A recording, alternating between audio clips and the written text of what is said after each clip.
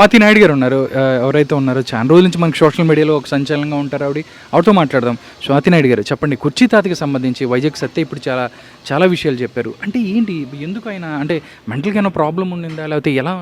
అంటే మనకు తెలుసు తాత సత్యాన్ని కలవక ముందు నుంచి కూడా అందరినీ తిడతాడు, పెద్ద పెద్ద నాయకుల్ని తిడతాడు, తర్వాత సినీ యాక్టర్స్ని అందరినీ తిడుతూనే ఉంటాడు. ఎందుకు తిడుతున్నాడు అంటే ఏం కాదు, సరే ఇప్పుడు ఎవరైనా ఒక పార్టీకి ఆపోజిట్ ఉంటే ఇంకో పార్టీకి అండగా ఉంటారు, కానీ ఆయన అందరినీ తిడతాడు. నీకు వీళ్ళు హేటు, వాళ్ళు హేటు, అందరూ హేటు.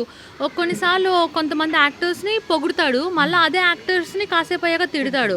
ఎందుకు ఇలా చేస్తున్నాడు? కాకపోతే తనని చూస్తే జాలనిపించింది. లైక్ ఫాదర్ పాపం రోడ్ మీద ఉంటున్నాడు, షెల్టర్ లేదు, ఇక సరే అని తెచ్చి ఇక్కడ ఇంట్లోనే సత్య పెట్టుకున్నాడు. ఫుడ్ ఎవ్రీథింగ్ మొత్తం అకామిడేషన్ అంత తెచ్చిన తర్వాత తాగిన తర్వాత మళ్ళీ ఫైట్ చేస్తాడు. ఇంకా షూటింగ్స్ కూడా ఇప్పించాడు, మంచిగా షూటింగ్స్ చేసుకున్నాడు. తన లైఫ్లో మంచిగా ఎప్పుడైనా వేసుకున్నాడో లేదో సూట్ వేసుకున్నాడు. తర్వాత రాఫ్ట్ కార్లో అలా చాలా ఒక డాన్ లాగా అలా చాలా చేసిన తర్వాత ఏమంటాడు, తర్వాత ఏం చేసిండు, తాగేసి వచ్చి నా పేరు మీద నువ్వు లక్షలు సంపాదించుకున్నావు, నా డబ్బులన్నీ తినేసు అని గోల్ చేస్తున్నాడు. అదేంటి నీ పేమెంట్ నీకు ఇచ్చేస్తారు కదా అప్పుడంటే మొత్తం మందు ఆగేస్తాడు.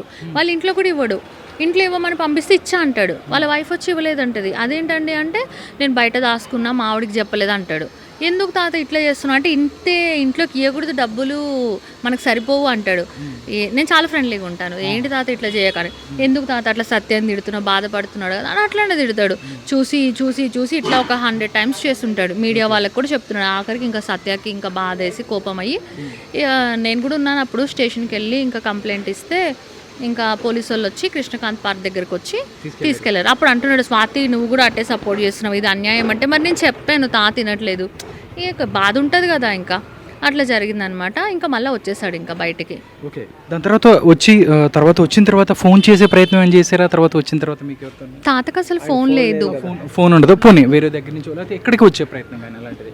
నేనైతే అనుకున్నా పక్క తాత ఇక్కడికి వచ్చి గొడవ చేస్తాడని సత్యకి చెప్పాను. సత్య అన్నాడు ఏముంది మళ్ళా గొడవ చేస్తే మళ్ళా పోలీసులకి చెప్తాను అన్నాడు. ఇక మారుతాడేమో, కానీ మారినా మళ్ళా తాగితే మళ్ళా అలాగే తిడతాడు. మారాడు, స్టేషన్ నుంచి వచ్చామంటే మళ్ళీ పార్క్ దగ్గర మాట్లాడాడు, నేనే ఆపాను, తిట్టాను కూడా. నువ్వు అడ్డు రామాక, నువ్వు ఇన్వాల్వ్మెంట్ అవ్వమాక బెజవాడ కృష్ణ, అవసరం లేదు, నీకు కుర్చీ మడత పెడతాను నన్ను అన్నాడు. నన్నే ఏం తిట్టలేడు ఇంకా ప్రస్తుతానికి,